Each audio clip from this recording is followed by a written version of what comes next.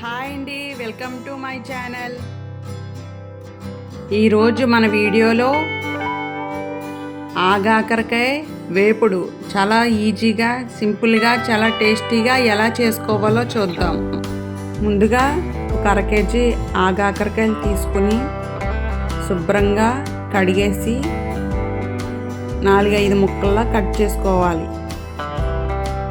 Cut చేసుకుని ఒక గిన్నెలో వేసుకుని స్టవ్ వెలిగించి స్టవ్ మీద పెట్టుకోవాలి. అందులో కొద్దిగా వాటర్ వేసుకొని కొద్దిగా పసుపు, సాల్ట్ వేసి కొద్దిసేపు ఉడకనివ్వాలి. తర్వాత ఉడికాయో లేదో చూసుకుని వేడి నీళ్ళన్నీ వంపేసుకోవాలి. వేడి నీళ్ళు వంపేసి చెన్నీళ్ళు వేసుకోవాలి. తర్వాత ఇలా పండిపోయిన పిక్కలన్నీ తీసేసుకోవాలి. ఈ పిక్కలు ఉండడం వలన అవి వేపుడు అస్సలు బాగోదు. లేతగా ఉన్నవన్నీ ఉంచుకోవాలి.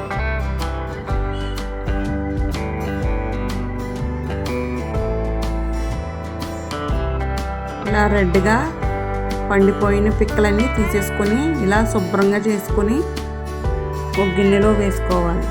ఇలా మొత్తం అన్నీ శుభ్రం చేసుకోవాలి. తర్వాత ఈ వేపుడు ఎలా చేసుకోవాలో చూద్దాం.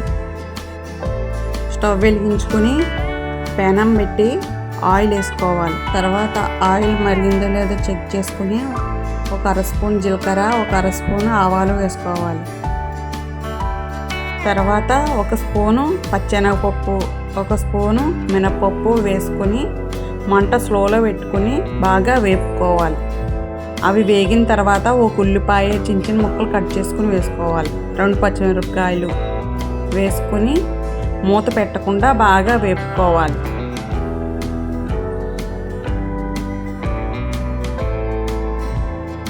మంట స్లోలో పెట్టుకుని బాగా వేపుకోవాలి. తర్వాత ఒక రొబ్బ కరివేపాకు వేసుకోవాలి. కరివేపాకు వేసుకుని బాగా వేపుకోవాలి.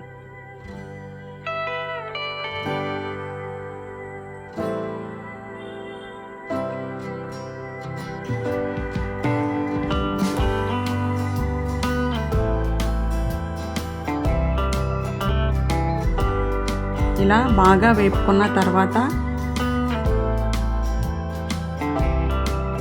ఒక అర స్పూను అల్లం వెల్లుల్లిపాయ పేస్ట్ వేసుకోవాలి. వేసుకొని పచ్చివాసన పోయే వరకు బాగా వేపుకోవాలి.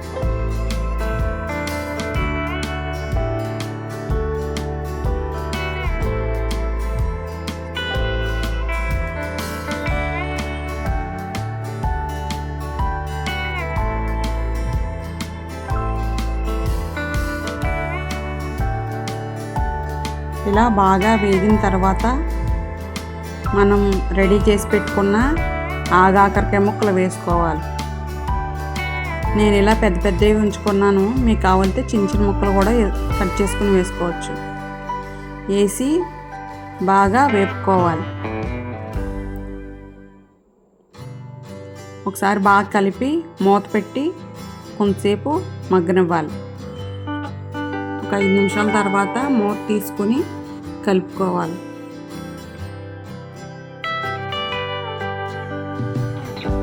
మంట స్లోలో పెట్టుకుని బాగా వేపుకోవాలి. తర్వాత ఒక స్పూన్ సాల్ట్, చిటికెడు పసుపు వేసుకోవాలి. వేసుకుని బాగా కలపాలి.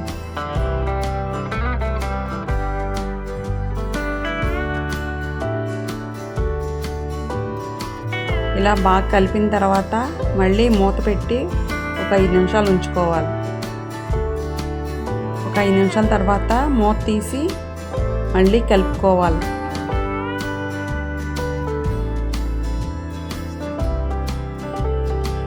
ఇలా బాగా కలుపుకున్న తర్వాత ముక్క ఉడికిందో లేదో చెక్ చేసుకోవాలి.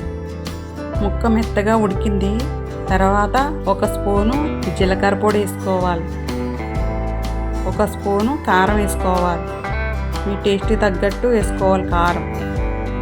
ఇందాక సాల్ట్ వేసాను కాబట్టి నాకు సరిపోయింది. మీకు సరిపోకపోతే వేసుకోండి. వేసుకొని ఒకసారి బాగా కలుపుకోవాలి. ఇలా మూత పెట్టకుండా బాగా కలుపుకొని కొద్దిసేపు తర్వాత మళ్ళీ మూత పెట్టి కొంతసేపు ఉంచుకోవాలి. అంతేనండి, ఎంతో రుచిగా ఉండే ఆగాకరకాయ వేపుడు రెడీ. ఒకసారి మీరు ఈ విధంగా చేసుకోండి, చాలా రుచిగా ఉంటుంది. ఈ ఆగాకరకాయ వేపుడు చపాతీలోకి రైస్లోకి చాలా రుచిగా ఉంటుంది. ఇలా నేను చెప్పినట్టుగా ఒకసారి చేసుకోండి, పిల్లలు కూడా చాలా ఇష్టంగా తింటారు.